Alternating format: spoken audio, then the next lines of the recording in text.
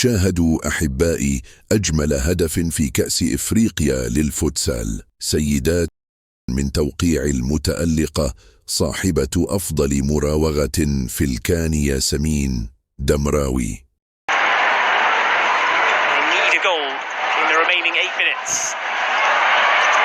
Get a goal while staying tight at the back too. El Madani. Good ball across, and how about that for a finish? Jasmine Demagoui with an absolute stunner for Morocco, and they lead 3-1 now. That is a contender for goal of the tournament. A thunderbolt from the centre, Jasmine Demagoui.